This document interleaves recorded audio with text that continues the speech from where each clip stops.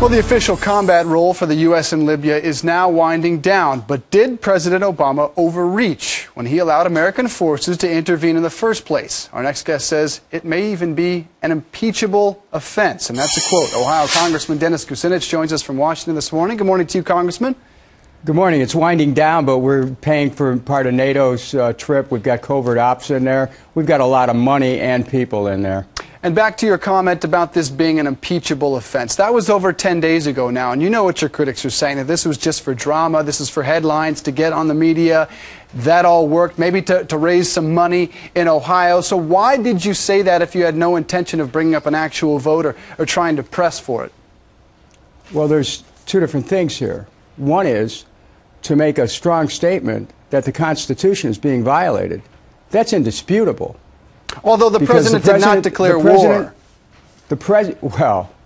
Over 200 missiles, dropping 2,000-pound bombs. You don't call that a war? Are you kidding? Look, he exceeded his constitutional authority. Now, it's one thing to say that that's an offense against the Constitution. It's another thing to say, let's start the process of impeachment, which is an altogether different thing, which involves presenting charges in the House, a trial in the Senate. I don't think the country is ready to go through that kind of chaos.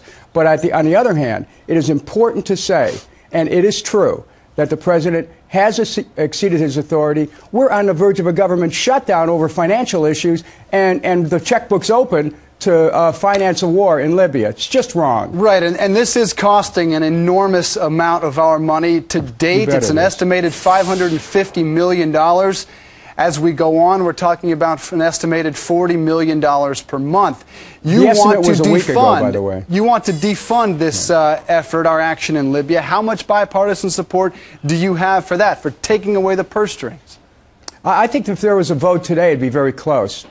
Members on both sides of the aisle are very concerned about the fact that the president took us into a war without consulting with Congress, that Congress is going to end up having to write the checks. People don't want our troops to go there.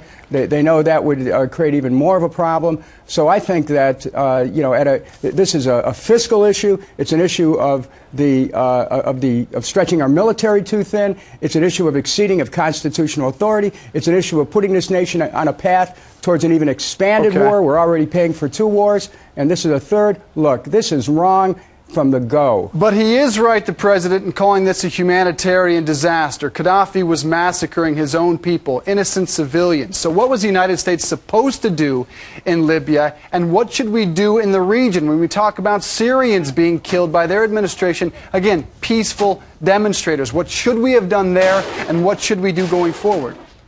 Well, the same thing that we've done in Yemen, in Bahrain, and Syria, to not intervene in what is essentially an internal matter. You know, I think we ought to salute leaders who have humanitarian instincts. That's good. But we have to weigh the humanitarian situation with the possibility that intervention will cause even more civilians to get killed.